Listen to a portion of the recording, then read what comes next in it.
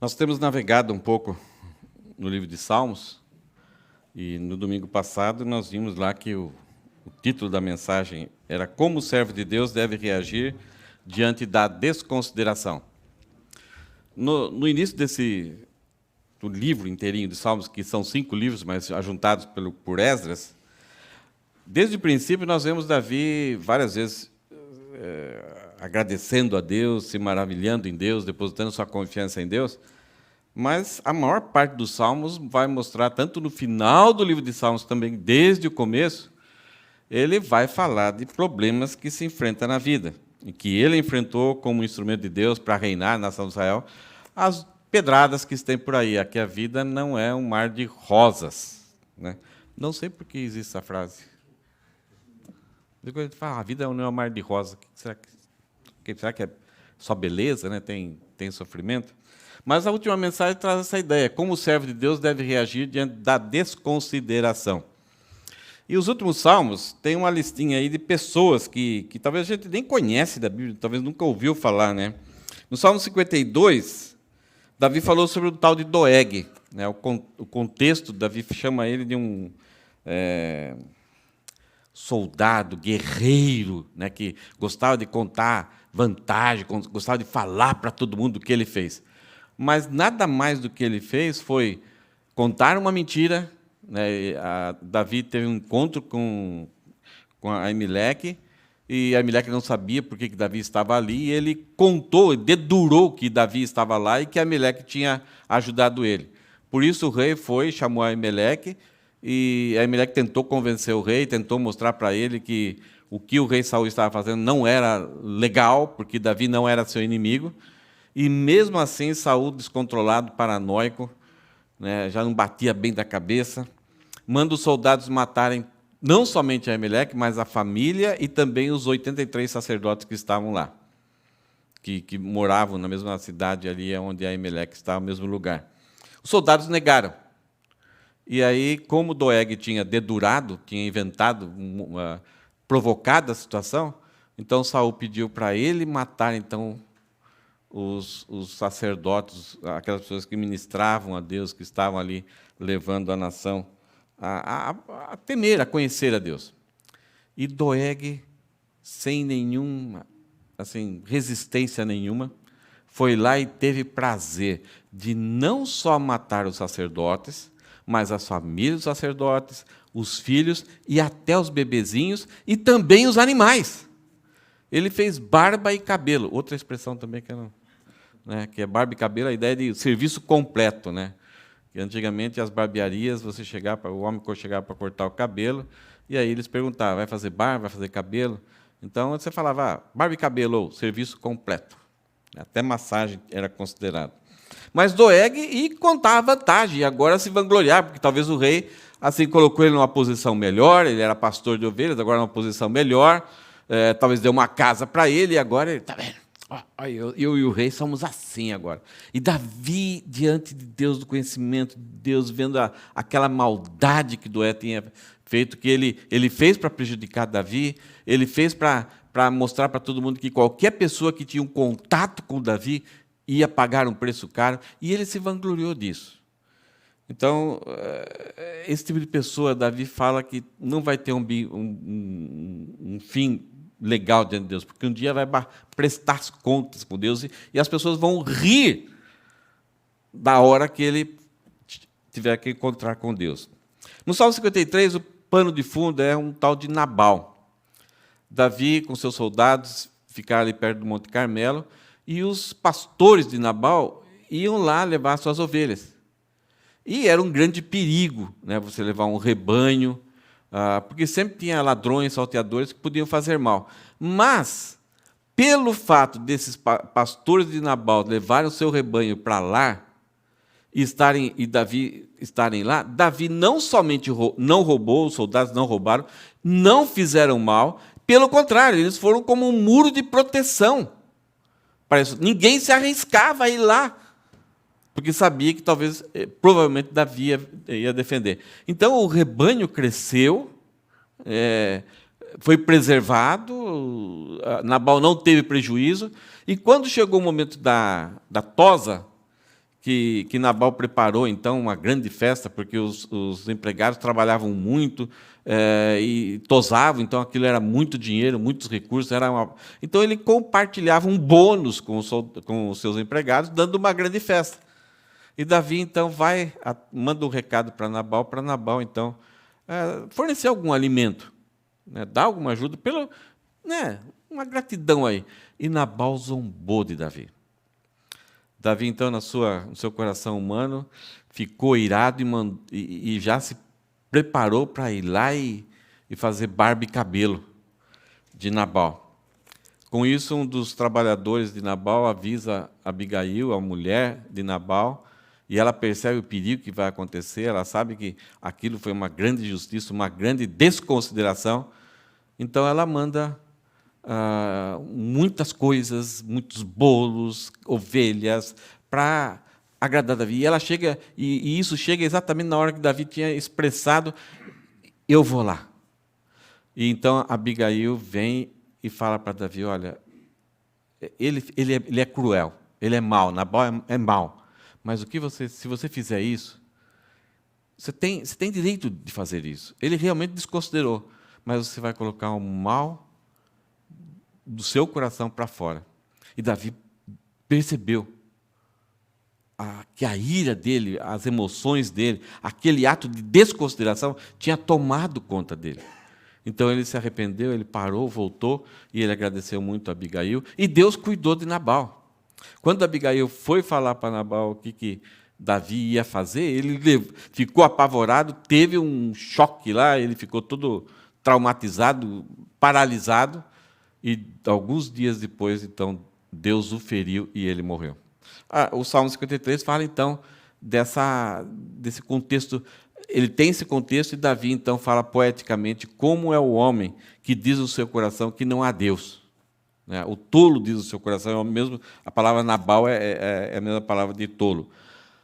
Davi, naquela fuga com seus soldados, ficou sabendo que a cidade de Keila que era da mesma tribo de Judá, que era da região dos Zifeus, que eles moravam em Zif. Ele ficou sabendo que a cidade de Keila estava sendo invadida por filisteus.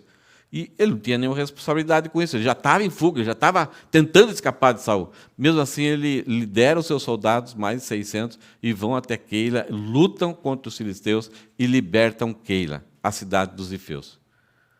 Depois, a perseguição Saul aumenta a sua perseguição, Davi tem que correr para lá e para cá. E quando os zifeus souberam que Saul estava chegando e sabiam onde Davi estava, eles foram encontrar com Saul e entregaram para Saul informações. Primeiro, eles queriam pegar Davi e entregar, então, como prêmio para Saul. Davi escapou. Em segundo lugar, eles informaram novamente Saul: olha, ele está em outro lugar lá. A ideia de desconsideração, alguém que vem, que não tem obrigação, que faz um bem para você, que pertence até ao seu ramo de família, e numa hora em que você até precisava de ajuda, eles vêm e derrubam. O salmo de hoje, ele complica um pouco mais a situação. Essas situações aqui, Davi ainda conseguiu escapar ali, ir para lá, trabalhar com isso, escrever um salmo assim do desgosto que ele passou, da tristeza que ele passou, mas era uma dimensão muito forte que pegou Davi, chacoalhou Davi, mas ele conseguiu ainda. Né? Tinha forças ainda para lutar com isso, e ter uma certa vitória, um certo controle. Mas a situação que nós vamos ver hoje, talvez eu tenho certeza que vai cansar um pouco vocês por causa de muita informação, mas eu não sei se você já passou. Porque no caso do Doeg, Nabal e Zifeu, é muito provável que todos nós já passamos, talvez uma dimensão um pouco diferente. A de hoje, talvez alguém já passou. Se você não passou, agradeça a Deus e também ore para você não precisar passar. Porque se você passar, vai ser um momento muito difícil, que vai parecer como se fosse um grande caos. Por exemplo, nós tivemos o tsunami aqui no Japão, tivemos o terremoto em Kobe, nós tivemos as 2 torres nos Estados Unidos que caíram.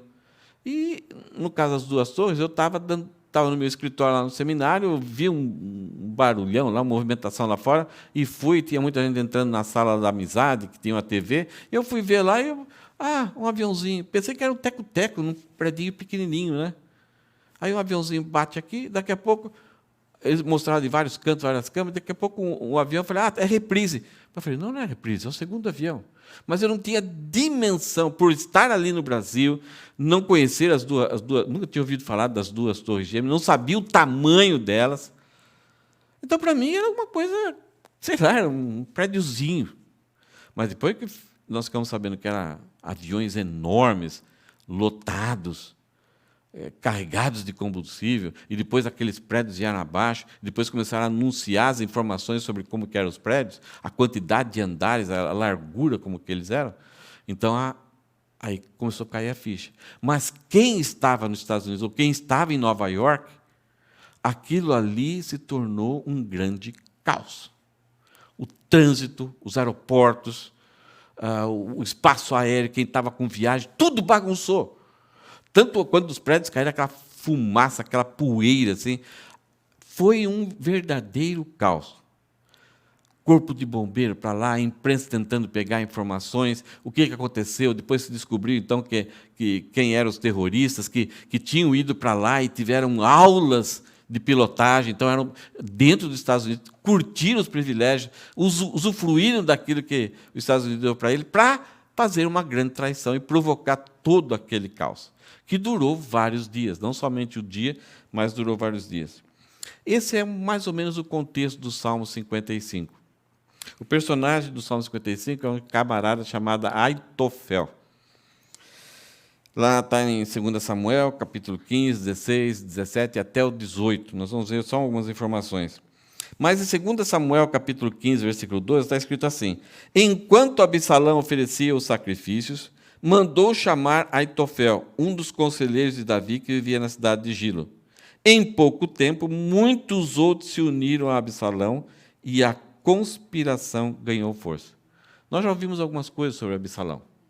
Aitofel, talvez você, não sei se você já ouviu, mas é um cara que aparece e some. E esse Aitofel já era uma pessoa idosa. Ele era o avô de Batseba. Quem que foi Batseba? Foi aquela mulher que Davi, do alto do palácio, viu ela, o marido dela estava na guerra, e ele chamou ela para um jantar e engravidou ela. Depois Urias veio, ele quer que Urias vá para casa para encobrir aquele erro que ele teve. Urias é um homem honrado, não quer ir. Davi força ele, e no final, Davi, então, a última estratégia era mandar ele para o fronte da batalha, e aí ele morreu. Quando chega a notícia de que ele morreu, Davi manda para o seu comandante: olha, na guerra se perde sempre alguém. Então, para ver o nível que Davi estava afetado por todo aquele problema que ele criou. Batseba era neta de Aitofel, e Aitofel se tornou, então, ele morava numa cidade chamada Gilo, não sei se era Gilo ou Giló, né? Mas ele se tornou um conselheiro de Davi. Geralmente, os conselheiros, tanto no Antigo Testamento, mas no Novo Testamento, quando se usa a língua grega, eles são chamados de os filós. Vem da palavra filosofia. Filós é aquela ideia de que é aquele que ama, aquele que é o amigo, é aquele que conhece a intimidade do seu coração e da sua cabeça para poder te aconselhar. Então, não sei se você... É o conselheiro. Se você gosta de filme de histórias, o rei sempre tem vários conselheiros, grupo de conselheiros, mas ele sempre tem um cara que fica um pouquinho atrás dele. E muitas vezes sussurra na orelha do rei. É aquele cara que sabe que enquanto o rei está assim, o coração batendo por causa das opções do que está acontecendo com ele, esse cara está pensando, tanto ele conhece as pessoas, ele conhece a situação, ele conhece o rei, conhece o coração, conhece a mente, ele conhece muito mais do que as esposas, ou a esposa do rei conhece a si próprio. E muitas vezes ele conhece melhor o rei do que o próprio rei. Então o rei, num certo sentido, está nas mãos do filó. desse conselheiro, desse amigo. Tem muita coisa boa que acontece entre os dois. Não sei se você tem um amigo bem chegado. É gostoso, né? Você está de longe assim, você dá um sinalzinho, o cara já entende o que acontece. E muitas vezes essa intimidade é até mais profunda de mente, de coração, de pensamento, do que até o relacionamento de marido e mulher. Davi tinha isso com o tal de Jonas, o filho de Saul. Mas Davi fala que, o texto fala que Aitofel, né, que era o avô de Batseba, era o conselheiro de Davi. O que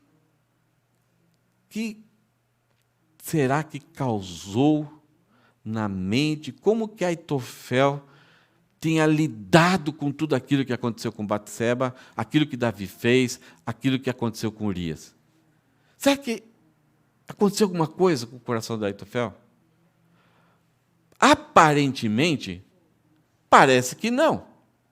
Porque o pivô de todo aquele problema que aconteceu com Batseba e com Urias foi o próprio Davi. Está certo que Batseba passou a ser a corte do rei. Então, talvez Davi convidou esse homem. Será que ele tinha lidado bem com isso? Nós não sabemos. Eu vou passar uma lista de eventos históricos desse momento.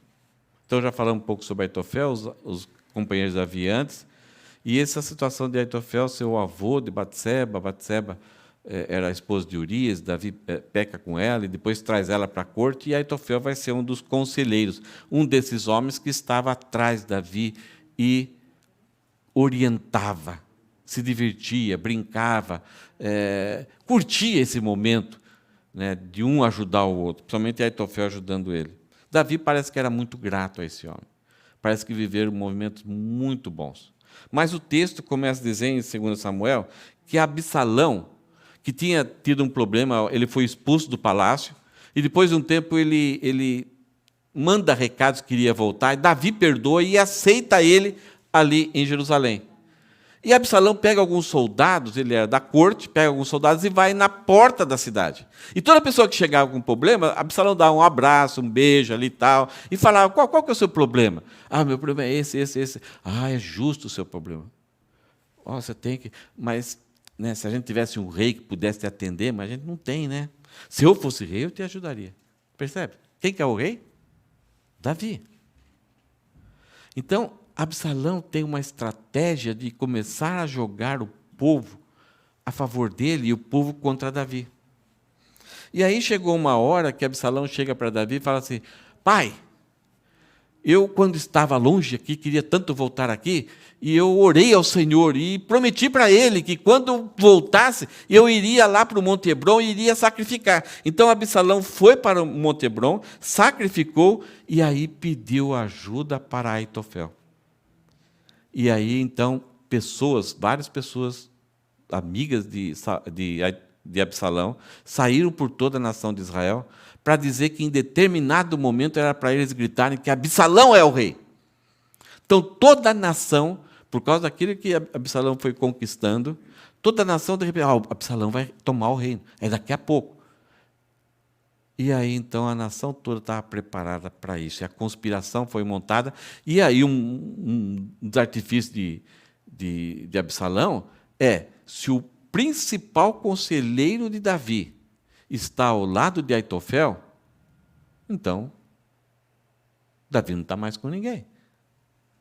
O reino dele desmoronou, acabou. Agora quem vai reinar é Absalão. E com isso Absalão, então, arregimenta, né, junta os soldados de toda a nação de Israel para ir lá em Jerusalém, conquistar e tomar Jerusalém e derrubar Davi. Davi, quando sabe disso, que Absalão está vindo, ele foge de Jerusalém para os moradores de Jerusalém não serem mortos por Absalão, porque a ideia é Absalão vir, se ele encontrasse resistência, ia ter uma grande batalha, e eles iam matar criança, cachorro, gato, galinha, iam eliminar toda a população. Então, Davi escapa, ele foge, para evitar essa mortandade desnecessária. E deixou 10 concubinas para cuidar do palácio. Vocês já ouviram alguma coisa sobre as concubinas? Quando Davi está fugindo, parece que está tudo em caos, parece que a coisa está começando poeira para todo lado, parece que o mundo está acabando para Davi. Mas nessa saída, quando ele está saindo, ele encontra um estrangeiro, um tal de... O texto de Samuel escreve lá isso. Davi encontra um estrangeiro que estava ali junto com ele, conhecia ele, que não tinha nada a ver com a história. Quando tem uma guerra aqui, se você é estrangeiro, você volta para o seu país e não tem problema nenhum. E Davi fala, olha, volta para onde você é, vai ser um peso para cá. E olha só que esse Itaí, o estrangeiro, disse, tão certo como vive o Senhor, irei aonde for o meu senhor, o rei. Enquanto tanta traição está acontecendo, aparece esse camarada, e nós não sabemos nada dele. Mas ele fala as mesmas palavras lá de Ruth, né? Tão certo como vive o Senhor, irei aonde for o meu senhor, o rei. Estou contigo e não abro. Não sei o que ele viu em Davi, mas esse homem faz uma afirmação muito séria, que a força da sua fidelidade, tão certo como vive o Senhor. Ele reconhecia em Davi um instrumento de Deus. Ele não reconhecia Davi o seu Deus. Davi não era o seu Deus. Ele reconhece a Deus. Então, por isso acontece a fidelidade dele. Davi, então, prosseguiu pelo caminho para o Monte das Oliveiras, chorando enquanto andava, cabeça coberta e pés descalços. Teve outra pessoa que foi também chorando para os Montes das Oliveiras. Quem? Chamado também de... onde tinha um jardim, o jardim do Getsemane. Quem que foi? Então, muito daquilo que acontece nesse contexto, a gente vai ver no Salmo, podemos dizer que Jesus vivenciou isso na prática. Vocês vão perceber daqui a pouco. Davi, então, nesse momento, quando ele sabe que Aitofel é o seu amigão aqui, o seu conselheiro, está do lado de Absalão, então ele ora para Aitofel dar conselhos errados a Absalão. Ao dar esses conselhos errados, Absalão não tenha sucesso. Porque Davi sabe que esse homem tem sabedoria, tem estratégia, tem conhecimento. E se ele der os conselhos da mesma forma que ele dava para Davi, Absalão vai ter vitória. Então, Davi intercede, pede, Deus, faz com que Aitofel não dê nenhum conselho como ele dava para mim, faz com que ele dê conselhos errados. O senhor tem que interferir nisso. Davi, então, aí algumas pessoas nesse lugar aí, nessa última casa da cidade, sacrificam. Davi está fugindo, onde Davi passa, muitas vezes pessoas estão chorando, e aí Davi manda os sacerdotes voltar, ele não quer criar nenhum problema para essas pessoas diante de Absalão. E tem um tal de Hussai, que era um conselheiro também de Davi, e ele fala que quer seguir a Davi. E Davi tem uma ideia. Ele fala para Hussai, para ser conselheiro, ir lá, ficar em Jerusalém, quando Absalão chegasse, para ele ser o conselheiro, se oferecer como conselheiro de Absalão.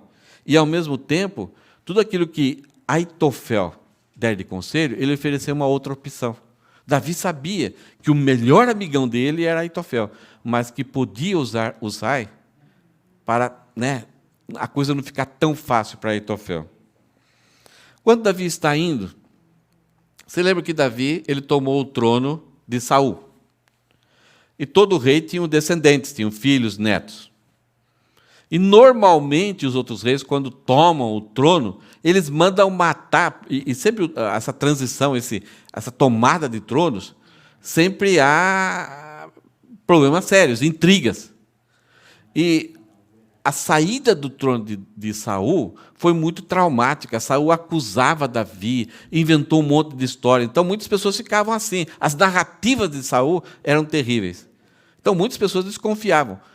Só que, quando Saul se matou, Davi tomou o trono, os descendentes, todos os familiares de Saul achavam que Davi iria vir em perseguição e ia matar eles, para não surgir uma nova revolta, uma tentativa de tirar Davi do trono. Só que Davi não fez isso. Inclusive com um camarada chamado Mefibosete, que tinha defeitos físicos. Quando Davi se encontra com ele está apavorado. E Davi fala, olha, não se preocupe, venha para o palácio. Eu vou cuidar de você. O cara, muita graça. Só que aqui acontece uma coisa muito interessante. Quando Davi está saindo de Jerusalém, ele encontra um camarada chamado Ziba, que era um empregado de Mefibosete.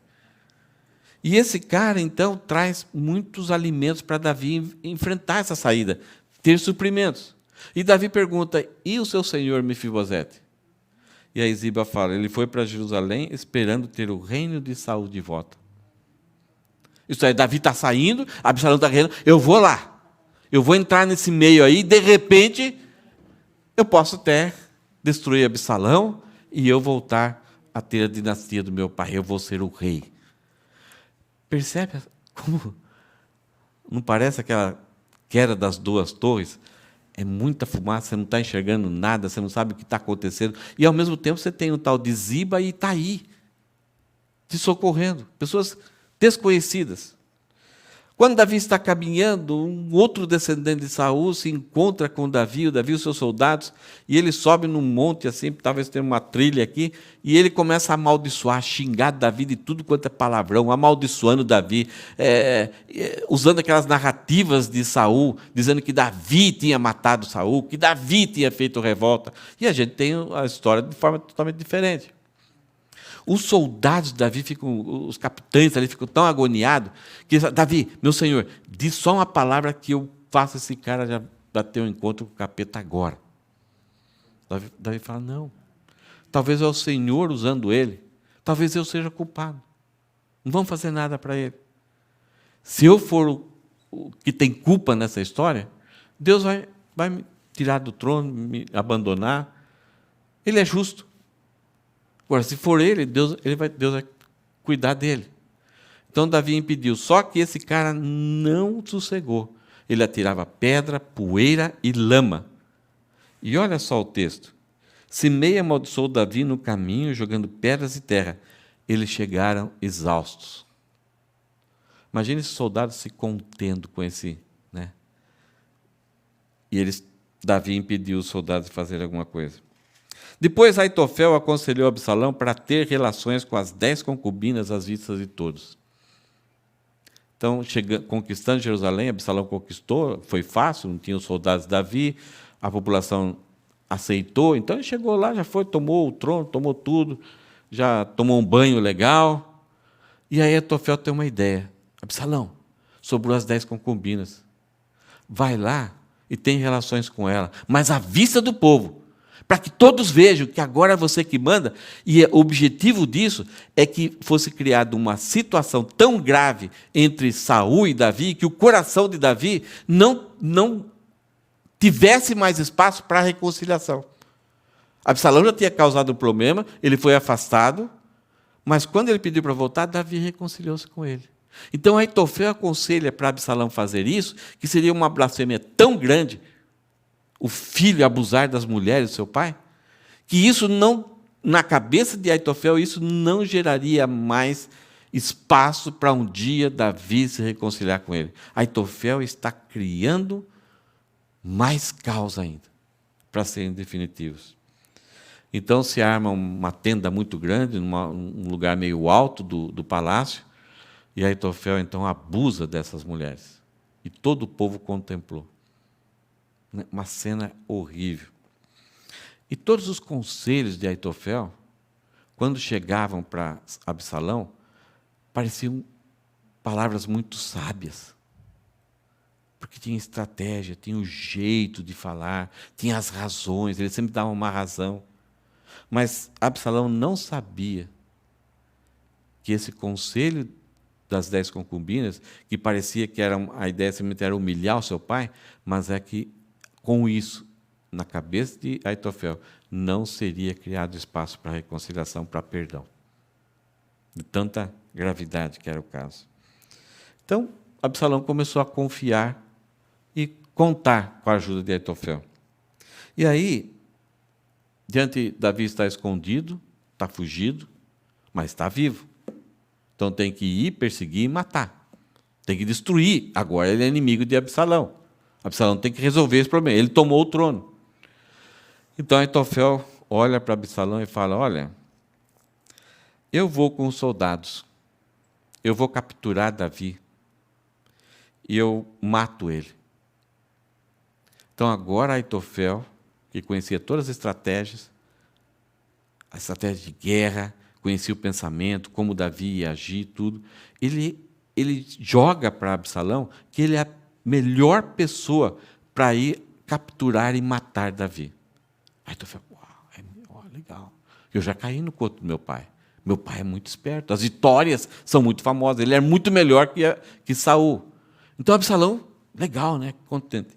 Aí entra em cena Husai. Absalão manda chamar Husai só para dar uma confirmada, para ver o que ele achava do plano. E Husai disse para Saul: vá você na frente do seu exército enfrentar Davi. E isso acordou um pouco o coração de Absalão. Realmente, se Aitofel for e matar, ele tem condições, ele é muito esperto, ele vai conseguir. Mas ele vai voltar e vai ser o quê? É ele que matou. É ele que é o herói. Então, o coração de Absalão inclinou-se mais para o conselho de Husai.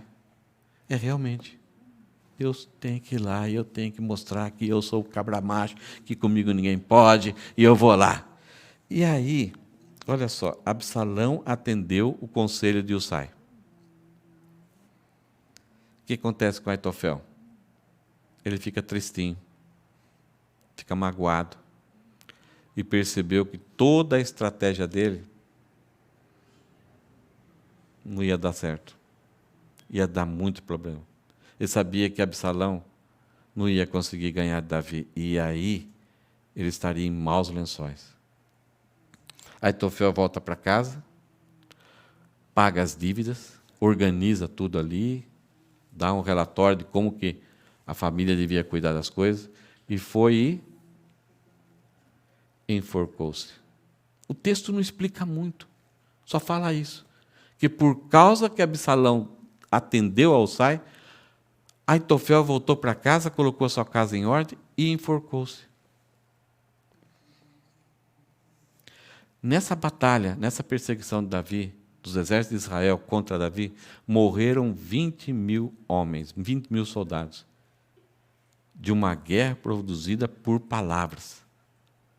Por alguém que usou palavras, trabalhando nos corações, e pessoas ficaram desnorteadas, 20.000 homens morreram. Então Absalão, segundo o conselho de Husai, vai para a guerra, e na batalha, no meio de árvores, quando ele percebeu que a coisa ficou feia para ele, ele fugiu. E ele tinha um cabelão. E passando por uma árvore muito frondosa, cheia de galhos assim, ele foi correndo, montado numa mula, e os cabelos se enrostaram nos galhos, e a mula foi embora e ele ficou pendurado. Agora, totalmente desprotegido, frágil. Davi, quando ia acontecer a guerra, ele queria ir para a guerra. Os soldados, os capitães, Davi, não, você não vai, você vai ficar aqui. E deram algumas razões, Davi aceitou. E Davi fez um pedido para os seus soldados: por favor, não matem meu filho Absalão. Não matem. Agora você entende como estavam esses corações desses soldados? Eles não têm aquela intimidade que Davi tem com Deus. Davi entendia muito sobre a graça, sobre a misericórdia. Aqueles soldados entendiam da lei. Aqueles soldados entendiam de política. E eles sabiam que era quase impossível e perigoso deixar Absalão vivo. Seria um perigo para a nação. Estão morrendo soldados aqui, parentes, conhecidos, amigos, que um dia foram juntos para o templo.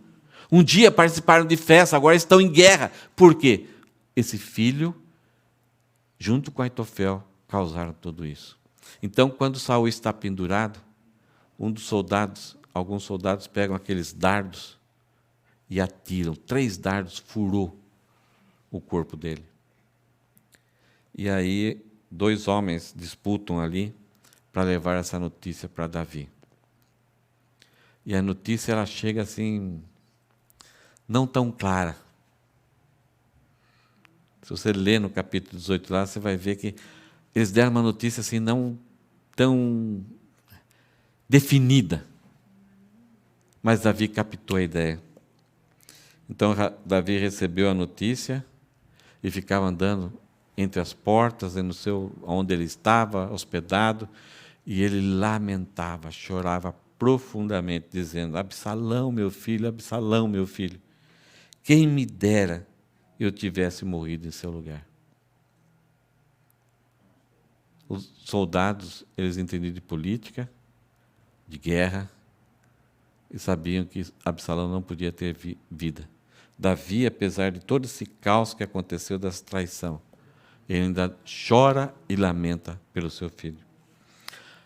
A frase de hoje é essa daqui: como nós podemos sobreviver ao coice da traição de um coração belicoso? Fabiano algumas vezes reclama, né, Fabiano? As palavras que eu uso. Como sobreviver, né? Como ficar vivo, inteiro, com a mente sã, porque algumas vezes não é simplesmente a morte. Algumas vezes nós temos uma mudança tão radical na nossa vida que a nossa existência passa a não ter mais significado. Nós simplesmente passamos a vegetar, a trabalhar, comer, dormir, pagar as contas, trabalhar, comer, dormir. Nós perdemos o propósito da nossa existência por causa de um momento caótico da nossa vida. Então, o sobreviver aqui não é somente morrer, mas é como dar uma guinada tão forte na nossa vida que a vida perde todo o significado, perde toda a alegria, e a gente só espera o dia que a morte vai, então, nos livrar daquela situação vegetativa que a gente está. Não sei se você conhece alguém assim. Não sei. Talvez você já passou algum momento, mas voltou para trás, escapou disso. Mas Davi vai mostrar nesse salmo de como nós podemos sobreviver ao coice. Já viram um cavalo, né? Tem até alguns videozinhos, muitas vezes, do coice. O cara está ali brincando atrás do cavalo, daqui a pouco ele leva. E geralmente não sei que pontaria o cavalo tem lá atrás, mas geralmente é no queixo, né? E se você procurar na internet, pessoas que levaram coice, é um negócio feio. Braço, peito, nariz, rosto, olho. É uma pancada, e você não espera. Simplesmente o cavalo está lá, pum, já foi. Talvez aquele cavalo mais que você percebia que parece que é dócil, bonitinho, ele deu esse coice. O coice da traição. Como sobreviver a esse coice que você não esperava? E principalmente de um coração belicoso. É um coração que só pensa em guerra, em destruição, em intriga, em jogar uma pessoa com outra, provocar um grande estrago. Nós vamos ver no Salmo que Aitofel, Davi vai falar algumas qualidades dele. Então foi uma traição, mas no coração dele, que ninguém conhecia, tinha sentimentos de guerra. Será que é por causa de Betseba? Não sei. Vamos lá, vamos dar uma caminhada bem rápida. Ok, alguma pergunta sobre o pano de fundo? Foi longo hoje, né? Parece um jornal nacional de quando as duas torres caíram. Tanta gente, tanta situação, tudo isso acontecendo. Vocês conseguiram pegar a ideia do caos que estava ali naquela hora? Concubinas, e 2 amigos, né, aparecem para Davi para ajudar, pessoas que não sei lá o que tinham, mas eles viram em Davi como instrumento de Deus. Mas, ao mesmo tempo, tem muita gente contra, cada vez a situação. Davi não conseguia mais organizar e gerenciar aquela situação. Muito perigo. Então, Davi vai falar que aquele momento, quando Davi está escrevendo, ele está escrevendo muito tempo depois. Ele olha para trás, ele relembra os momentos, os sentimentos, as experiências que ele passou daqueles dias que ele viveu.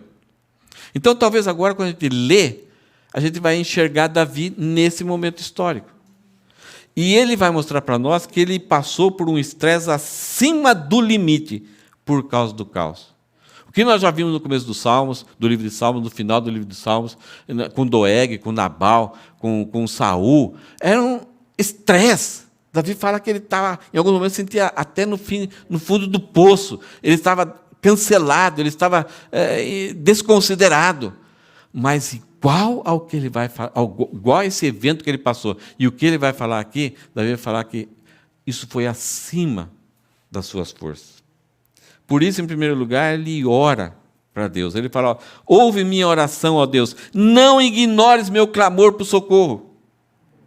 Davi então ora a Deus, mas ele mostra para Deus, ele fala assim: Deus, a sensação que eu tenho é que parece que o Senhor não está ouvindo, parece que o Senhor está distante, o Senhor não, eu não posso ter ajuda, Senhor. Então, quando você passa por isso, parece que Deus foi longe. Até a nossa mente, o nosso coração pode até pensar: será que realmente Deus existe? Porque esse caos, como isso é possível? Será que Deus é soberano? Será que Ele tem controle? E ele retrata, ele revela a impressão que ele está tendo. Mesmo orando para Deus, ele fala: Senhor, eu sei que o Senhor existe, mas parece que o Senhor está ignorando a minha oração, eu não estou sentindo. Então, você pode entrar num estresse tão grande, por causa de um caos sufocante, que mesmo você orando, sabe aquela como é gostoso quando você ora, você se emociona, Deus fala, mesmo que você não ouve palavras, mas o seu coração fica aquecido. Você percebe a mão de Deus, muitas vezes, fazendo um cafuné na gente. Mas Davi fala que não. Ele não tinha sentimento nenhum. E ele fala: ouve-me e responde. Ele insiste, né? Pois estou sobrecarregado e confuso. Ele está... É aquela ideia da opressão. Ele está com uma carga que ele nunca carregou e ele não consegue carregar. As pernas estão balançando, vai cair tudo e vai me esmagar. E, além disso, ele está confuso, ele não está conseguindo entender nada, pensar, elaborar uma estratégia, ele não sabe de nada. Meus inimigos gritam contra mim e fazem ameaças perversas. Sobre mim trazem desgraças e me perseguem furiosamente. Essa é a razão porque ele fala que ele está sobrecarregado e confuso. Então, aonde ele passava, ele ouvia de longe: ah lá, Davi está lá. Expulsa o rei. Quem ajudar o rei vai ser morto. Então, os inimigos gritam contra mim e fazem ameaças perversas. Sobre mim trazem desgraças e me perseguem furiosamente. Simei aqui atirando pedras. Mefibosete tentando reconquistar o trono. E Davi vai falar, então, que o estresse que ele estava vivendo estava acima do limite. Ele fala: dentro do peito, meu coração acelera. O terror da morte se apodera de mim. Sou tomado de medo e pânico, e não consigo parar de tremer. Em outras palavras aqui, é algo muito parecido com situações que nós podemos passar, que você quer controlar, mas você vê que você não tem mais controle, e você tem aquilo que é chamado de crise do pânico. Que você fica paralisado, a mente não funciona, dói todos os músculos, o coração acelera, parece que você vai morrer. Parece que a morte está ali à espera de você. E você não consegue fazer nada. Meu coração acelera, fisicamente, isso é real. O terror da morte se apodera dele. Eu sou tomado de medo e pânico e não consigo parar de tremer. Sabe aquele negócio, você tenta segurar a mão assim, e dói e você não para de tremer. Esse é o estresse que Davi vivenciou nesses momentos. Então, por causa do estresse, você quer ter uma solução. Ele não tem mais o conselheiro, tem poucos amigos, os amigos não estão entendendo, olham para ele é o rei, ele é um homem inteligente, então, o que fazer nessa hora? Davi, então, pensa numa solução humana, a solução da autoajuda. Ele fala: quem dera eu tivesse asas como a pomba, voaria para longe e encontraria descanso. Sim, fugiria para bem longe, para o sossego do deserto. Ele dá uma pausa aí. No versículo outro ele fala: sim, eu me apressaria em escapar para um lugar distante do vendaval e da tempestade. Ah, se eu tivesse asas como a pomba. Não sei se aqui no Japão, no Brasil eu encontro muito. Você tem as pombinhas assim na rua, e você vem, está correndo, você fala: será que voa, eu vou atropelar você. E quando o capô do carro, a frente do carro, Eu que sou baixinho ainda, pior ainda, né? Mas encobre a pomba, você fala, eu vou passar por cima dela. Aí quando você vê, ela já saiu. A pomba tem uma habilidade, uma agilidade, de que por centímetros ela consegue escapar. Aí você fala, ela escapou. Davi fala, se eu tivesse, nesse momento que está me pegando, eu estou tremendo, eu não consigo nada, eu pudesse escapar. Ia para bem longe e encontraria descanso. Sim, fugiria para bem longe, para o sossego do deserto, onde não tem nada, ninguém está lá, ninguém mora lá. Eu queria estar afastado. Isso é uma coisa que normalmente acontece. Quando a gente enfrenta um caos que traz muito estresse para nós, a gente se afasta. A gente foge, a gente escapa, para buscar na distância o sossego, a paz, livrar-se do tormento. Só que em pouco tempo a gente descobre que lá, levamos para lá, dentro de nós mesmos, os problemas, a angústia, a aflição. Essa é uma solução humana, porque ela depende de nós. E isso é uma coisa tão normal para todas as pessoas, acharmos o escapismo. Eu estou enfrentando um problema, então não vou encarar de frente, eu busco um atalho, alguma coisa que eu possa escapar, e está longe, deixa lá. Muitos de nós viemos para o Japão, né, eu nem tanto, mas muitos que a gente se encontra, para ter uma vida nova, né, para fazer um futuro aqui, juntar um dinheiro, montar um negócio no seu país. Muitos vêm assim. Mas quando a gente conversa com alguns, a maior parte veio para escapar de algum problema. Veio para fugir. Talvez um problema que era simplesmente dificuldades financeiras. Então, eu vou lá, eu sei que ganho lá, eu vou gambatear, eu recupero. Isso é tranquilo, não é fuga. É você tentar resolver o seu problema com o seu esforço, o seu trabalho. Mas, muitas vezes, é a pessoa que já está sendo procurada pela polícia, pelo SPC, pela justiça, pelas esposas de outros maridos. Sabe? A pessoa que está assim, cara, está complicado, só tem BO em cima dele. E ele foge. Ele não quer encarar de frente o problema. E ele foge. E quando ele chega em outro país, ele vai assaltar carros. Aí ele se sente mais livre ainda, porque não está no país dele. Ele está levando, ele não encarou de frente o seu problema, não tratou, não lutou. Isso é uma coisa tão comum. O escapismo na nossa vida é uma solução humana, é uma solução da autoajuda, é você querer ajudar e resolver do seu jeito. Por algum tempo vai funcionar. Mas depois volta tudo. Porque não houve mudança. A pessoa ainda continua sendo o senhor e o gerenciador da sua vida. Daqui a pouco está metido em maiores confusões ainda. Davi, então, pensa nessa possibilidade humana. Eu vou escapar, vou ser como a pomba, eu voaria, eu fugiria, eu teria sossego, eu iria lá para escapar para o deserto, um lugar distante, longe do vendaval e da tempestade. E aí, então, nesse processo de fugir, ele se lembra dos inimigos. No versículo 9 ele fala assim, porque o caos tomou conta de tudo. O que Davi vai falar aqui, olha, existe razão para eu pensar dessa forma, de eu fugir, porque está tudo dominado. O caos tomou conta de tudo, não tem mais jeito. E ele fala, então ele ora para Deus e fala, confunde o Senhor e frustra os seus planos. Ele tentou usar o Husai, teve essa esperteza para usar o Husai para confundir Aitofel. E ele fala, confunde o Senhor e frustra seus planos, pois vejo violência e conflito na cidade. Aquela cidade, Jerusalém, o nome da cidade é Cidade da Paz. E agora ele viu que não existe mais paz, existe violência e conflitos. Dia e noite os muros são guardados de invasores. aquela cidade que tinha muralhas abertas chamando o povo para a presença, para cultuarem, para festejarem, agora estão trancadas. E ele fala assim, os muros são guardados por vigia por causa dos invasores, mas ele fala que a perversidade e a maldade estão do lado de dentro.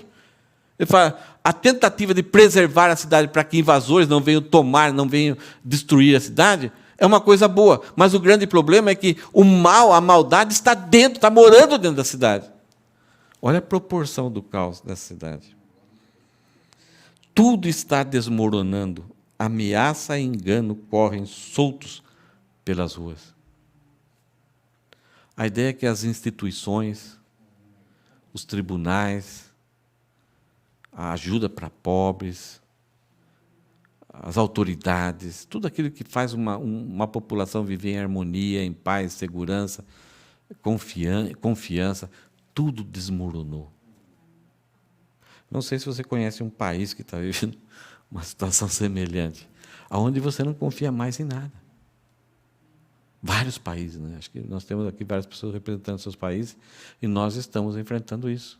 Não dá para confiar mais em nada. Não dá para confiar nas pessoas que são os principais, aquele que é o limite máximo para julgar, porque eles são os promotores da injustiça. Então, para onde recorrer? Então, as pessoas estão como gato, como cachorro que caiu da mudança. Para onde? Quem agora eu posso apelar? Tudo está desmoronando. Ameaça e engano correm soltos pelas ruas. Não dá para acreditar em ninguém, não dá para confiar em ninguém. Eu posso ser delatado, eu posso ser... pessoas podem chegar para mim e fazer algumas promessas e depois é tudo mentira. Esse era o caos que Davi está enfrentando. Então, a solução dele, eu quero fugir disso. Eu quero ir para o deserto, eu quero ter asas como uma pomba, eu me livro disso. E aí Davi então vai falar que esse caos tem uma fonte, que foi o coice da traição. Olha o versículo 12. Não é meu inimigo que me insulta. Davi está acostumado a ter inimigos. Já tinha os leões quando ele era adolescente, os lobos que ele espantava. Depois o grande inimigo foi Golias. Depois foi o próprio rei Saul. Depois foram os inimigos ao redor. Depois foram as 11 tribos para ele pacificar. Ele teve que ter guerra e ele pacificou a nação. Então Davi sempre teve inimigos. Mas ele fala assim, não é meu inimigo que me insulta. Se fosse, eu poderia suportar. Porque o inimigo, você sempre está de frente com ele. Você sempre sabe os movimentos dele. Se você tem melhores técnicas e mais experiência, você já prevê, né, Fabiano? Um lutador, ele tem a previsão. E se você estuda as lutas deles, ele vai fazer esse movimento, vai fazer, e eu vou pegar ele aqui. Então, Davi está falando, não é meu inimigo que me insulta. Se fosse, eu poderia suportar isso, os insultos, porque eu sei, ele é meu inimigo. Essa é a intenção, esse é o propósito. Dele eu só posso esperar isso. Mas Davi fala, não são meus adversários que se levantam contra mim. Deles eu poderia me esconder. Antes, é você, meu igual, meu companheiro e amigo chegado. De quem que ele está falando? De Aitofel. Não são os inimigos, mas é você que está aqui, que ficava aqui atrás. É você que está aqui atrás. É você que me ajuda a entender a mente do povo, dos líderes do povo. De quando há conflitos, você me ajudava a ter discernimento para que o meu julgamento fosse bom, para que eu não cometesse engano, não fosse enganado pelas palavras. Você me alertava. Ele fala, e é você meu igual. Davi era rei, mas para Davi, Aitofel era rei. Era tão carne e unha aqui, que tudo aquilo que Davi realizava, a impressão que ele fala, Aitofel, fomos bem. Nós somos bons mesmo. Não tem algumas vezes que você faz assim? Você é a autoridade, você está investido do posto, da posição de ser rei. Mas alguém te ajuda tanto que você fala, cara, os méritos não são só meus, não. Você, nós somos juntos. E é o que Davi fala, é você meu igual, meu companheiro e amigo filéu, o filhos. Você é um amigo chegado. Você é especial. Hussai era um amigo, mas não tão chegado como Aitofel. E Davi fala uma coisa aqui triste. Como era agradável a comunhão que desfrutávamos quando acompanhávamos a multidão à casa de Deus. Aitofel não simplesmente era aquele cara que chegava, batia o seu cartão de ponto e chegava, e daí, rei, o que temos para hoje? O que te preocupa? Quais os problemas? Qual a agenda de hoje? Não, mas Aitofel acompanhava Davi nos momentos mais importantes, que não era simplesmente, era importante, era grandioso, era necessário o gerenciamento político, social da nação de Israel. Mas para Davi, não há um momento mais glorioso do que ir até a presença de Deus e louvar a Deus.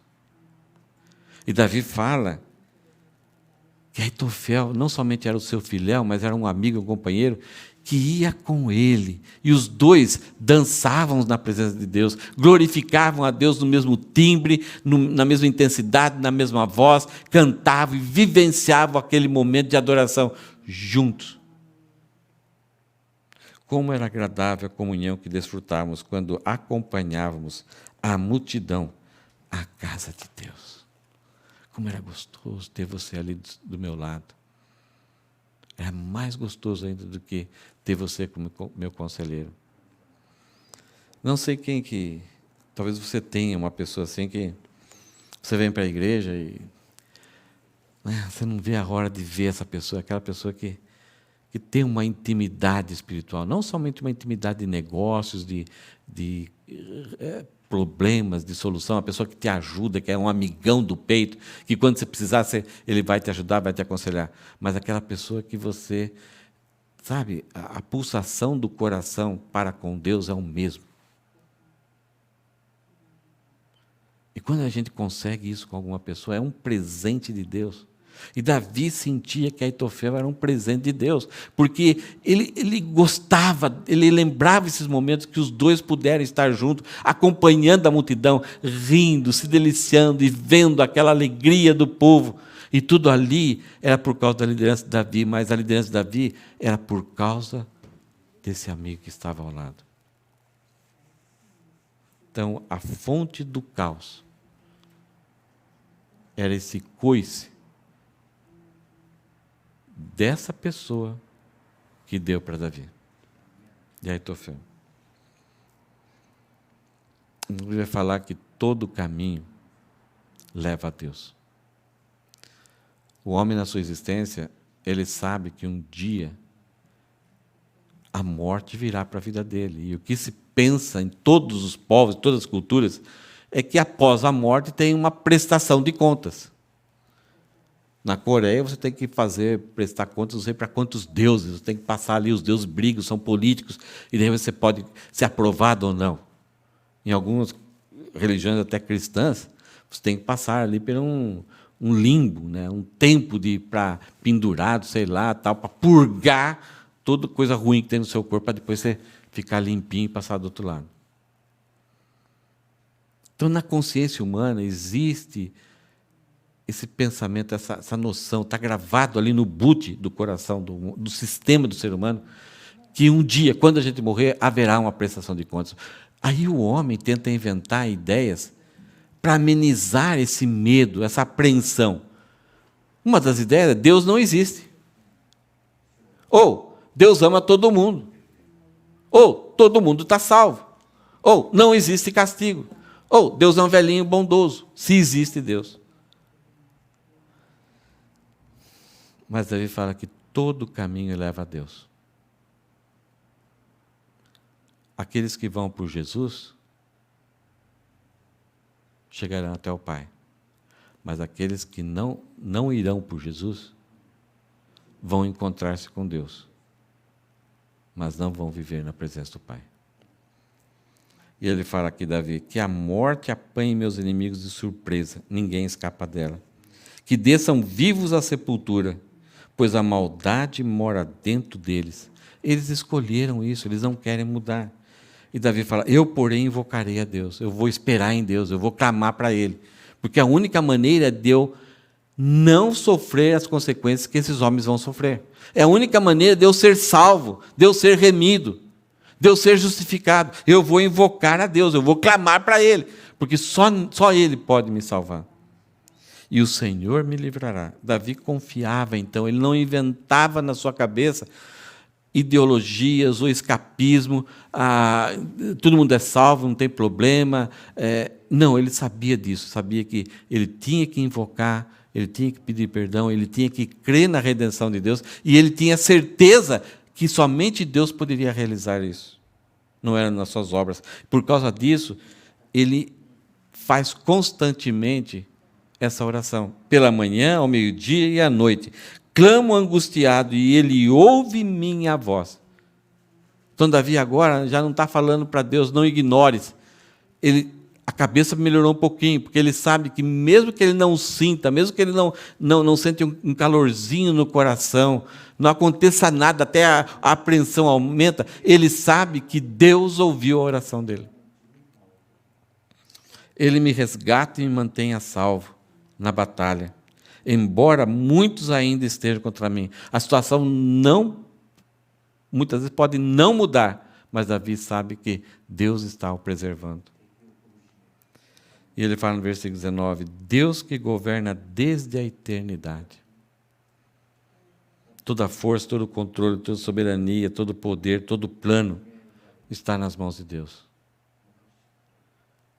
Ele falou lá no começo que ele estava vendo um caos, ele estava confuso, não entendia nada. Ele fala, realmente é isso. Quando o caos vem, eu não entendo mais nada, parece que tudo acabou. Aquilo que eu achava que era a linha histórica que ia acontecer, agora acabou tudo. Né? Quando veio a pandemia, nós tínhamos um planejamento, cada um tinha um planejamento, cada um de nós achávamos como as coisas iam seguir em frente. Veio a pandemia. Que bagunça. Ninguém sabe o que será o novo normal. A sociedade está começando a tentar voltar, mas nunca mais vai ser como antes. Pegou a gente de surpresa, deu uma guinada. E Davi está falando aqui. Esse caos me pegou de surpresa.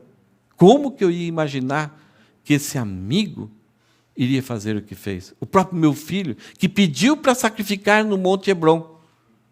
Davi deve estar, meu filho agora se converteu, que bonitinho. Mas não, ele foi lá para armar a conspiração.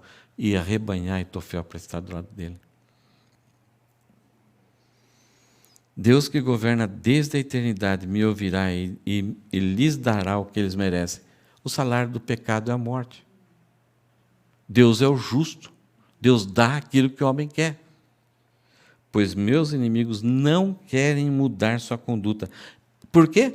Eles não temem a Deus. No coração de todas as pessoas, eles sabem que um dia vai prestar contas. Mas eles não querem mudar. Por quê? Não temem a Deus. Quando a gente teme a Deus, o Espírito Santo vai nos convencer e vai nos fortalecer para haver mudanças que agradam a Deus. Quando uma pessoa não teme a Deus, ela não vai mudar a sua conduta. Não importa para onde ela vá, para o deserto, fuja para cá, fuja para lá, ela sempre vai estar buscando escapismo, solução humana. Agora, quando eu temo a Deus, pode ser difícil. Mas o Espírito Santo que habita em nós vai efetuar tanto querer como realizar. Eu vou querer mudar e o Espírito Santo vai me ajudar para eu conseguir mudar. Para parecer mais com Cristo. Agora, se o homem não teme a Deus, ele não quer mudar e ele não muda e vai continuar seguindo o seu coração, um dia ele encontra Deus. Todos os caminhos levam a Deus. E eles vão se dobrar diante de Deus e vão reconhecer a justiça e a retidão de Deus. É triste, mas essa palavra que Davi tem.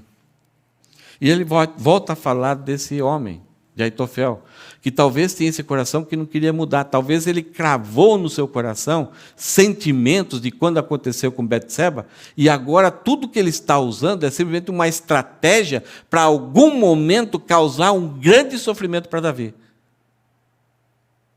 E que Davi não percebeu. E ele continuou isso porque ele parecia que temia Deus, parecia que se alegrava com a multidão indo para Deus, e Davi curtia isso, olhava para ele, que legal, meu irmãozão aqui. Davi foi beneficiado, mas simplesmente por uma aparência, porque ele não temia Deus. Então, em algum momento, ele revelou o seu coração belicoso. O coração belicoso, guerreiro, traidor do traidor. Versículo 20. Quanto a meu companheiro, ele traiu seus amigos. As pessoas confiavam nele. Pessoas eram amigos dele. Pessoas confidenciavam coisas. E ele traiu. E ele não cumpriu as suas promessas. Aqui, a sua fidelidade. Então, aqui, ele abriu o jogo para todo mundo. Jogou pessoas contra pessoas. Por quê? As pessoas confiavam nele, ele era amigo. Sua fala é macia, como manteiga, mas em seu coração há guerra. Ele maquina discórdia, ele maquina o mal, ele maquina o prejuízo. Se lembra o conselho dele para Absalão? Pega as 10 esposas, as 10 concubinas do seu pai, vai e faz isso. Absalão não sabia, mas ao mesmo tempo ele estava... E Absalão ficou contente, pareciam palavras sábias. Mas o objetivo dele era criar, aumentar a animosidade, a inimizade, e selando de vez a separação entre Davi e o seu filho. E a coisa foi grave, e ainda quando Absalão morre, o que Davi falou? Absalão, Absalão, meu filho, eu queria morrer no seu lugar. Aitofel conhecia. E ele sabia que se Absalão mudasse, tudo voltaria de novo ao que era. Mas o que ele não queria, o que Aitofel não queria, é que houvesse reconciliação. Então Davi fala, sua fala é macia como manteiga, mas em seu coração há discórdia. Suas palavras são suaves como azeite, mas na verdade são punhais. O azeite, muitas vezes, a ideia de suave aqui é quando você tinha um machucado, o azeite era para ser colocado no machucado, para não deixar ressecar. Então ele tinha uma propriedade que tanto aliviava a dor, mas também curava mais rapidamente. Então as pessoas buscavam ele para ser curadas, para serem encorajadas, para terem esperança. E ao fazer isso, simplesmente ele dava um abraço com um punhal nas costas e cravava nas pessoas, jogava uma contra as outras, criava uma discórdia entre famílias. E agora algumas coisas ficaram claras para Davi. Ele descobriu dolorosamente quem realmente era Aitofel. Então, Davi apresentou para nós a solução da autoajuda. E ele tinha razão, porque tudo estava em caos. Ele tem um amigo traidor aqui, que agora Davi não pode confiar em mais ninguém. Né? Quando você é traído por alguém, você fica meio calejado, você fica meio... Tem gato escaldado tem medo de água fria. É outra frase, né? Isso é, quando jogam água quente num gato, ele sofre, ele não espera por aquilo, ele se machuca, ele sai correndo. Aí, se você jogar uma água fria nele, na hora que ele vê a água, ele nem deixa cair sobre ele. Ele fica esperto. Então, quando alguém nos trai nesse nível, mesmo que a gente saia desse buraco, a gente fica escaldado. Vai ser muito difícil a gente voltar a ter aquela vida, aquele sentimento, aquele prazer de relacionar com alguém como era antes. Por isso, diante disso, Davi fala assim, olha, tem uma solução. Não fuja, não corra, não escape. Não, senão você vai perder o propósito da sua existência. Enfrenta. Mas como enfrentar? Eu não tenho forças. Então Davi fala, versículo 22, entregue suas aflições ao Senhor. As aflições aqui é tudo aqueles sentimentos que Davi falou no começo. sobrecarregado, angustiado, tremor, medo da morte. Entrega. Pedro fala para aquela igreja dos primeiros séculos, aquelas igrejas estavam sendo perseguidas, estavam sendo traídas pelos próprios judeus. Essa semana a gente estudou o livro de Esmirna. Todo o Império Romano tinha que, pelo menos 1 ou 2 vezes por ano, prestar sacrifícios ao imperador no templo, nos templos que eram construídos pelo imperador. Isso era uma abominação para os judeus. E os judeus, por causa da sua tradição, da sua história, eles conseguiram que Roma desse isenção para eles não sacrificarem a Deus. Então, todo mundo tinha que sacrificar, dizer que o imperador era o César, era o Deus manifesto na terra. E os judeus não. Quando o cristianismo chegou, ele começou dentro do judaísmo. Era mais judeus. Ao longo do tempo, os gentios começaram a entrar. Então, no início, os judeus cristãos também não precisavam, porque eles também não queriam, agora tinham Jesus como seu Senhor. E depois, no início, os judeus não entendiam muito, mas depois de um tempo, os judeus começaram a perseguir a igreja cristã, porque a mensagem de Jesus, a apresentação de Jesus como rei, Messias, sacerdote, ofendia os judeus, e eles foram agentes de perseguição. Então, os judeus de Jerusalém moveram uma ação juntamente com Roma para retirar os cristãos de pertencerem e de terem esse benefício. E agora, então, os cristãos não tinham mais essa isenção, tinham que adorar ao imperador. E a igreja de Esmirna começou a sofrer nas mãos do Império Romano, porque não estavam mais isentos. Esmirna tinha um morro, ela é construída quase num monte Palos, e uma vez 1.200 cristãos foram jogados lá de cima e foram mortos. Uma outra vez, mais 800. E eles eram pobres, não tinham para quem se defender, para quem apelar. É justamente isso daqui. A mesma mensagem que Jesus dá para Esmirna é aquilo que Davi está falando: confia no Senhor. Jesus fala para Esmirna: eu sei que você é pobre, mas você é rico. Davi está falando para nós aqui, sabe, agora talvez você não vai confiar em mais ninguém. Você vai ter esse trauma, esse transtorno, esse medo, essa angústia de não poder confiar mais em ninguém. Fica tranquilo. Entrega suas aflições ao Senhor. Pedro falou: lançando sobre Ele toda a vossa ansiedade, toda a vossa aflição, porque Ele tem cuidado de vós, e Ele cuidará de você. Jamais permitirá que o justo tropece e caia. Mesmo que a morte aconteça na sua vida, a morte não consegue nos derrotar, porque Deus nos ressuscita para a vida. Muito melhor ainda. Aí Davi se dirige a Deus: tu, porém, ó Deus, lançará os perversos no abismo de destruição. Não é Davi que vai destruir esse traidor, esses injustos. Não, ele fala que é Deus que vai. Davi demonstra: eu já entreguei para o Senhor, e eu confio. Se eles mudarem, se eles voltarem a temer ao Senhor e mudarem a sua vida, que bom, serei novamente um irmão para sempre. Mas como eles não querem mudar porque não temem ao Senhor, então tu, porém, é que vai lançar eles, os perversos, no abismo de destruição. Davi fala: assassinos e mentirosos morrerão ainda jovens, mas eu sempre confiarei no Senhor. Sempre quando? Agora e na eternidade. Confiar aqui é entender que o que Deus revelou é o certo para mim. Não é simplesmente: eu confio em Deus. Não, eu confio. O que Ele disse para mim fazer? Mandou eu fazer isso, eu vou fazer. A ideia de quando o médico receita um remédio para você. Se você confia no médico, você vai tomar. Então, confiar em Deus não é somente falar: eu confio em Deus e espero no Senhor. Não, é olhar para o que Ele quer que a gente faça e inclui obediência. Confiar é refletido pela nossa obediência. Nós estaremos agindo como Cristo está agindo.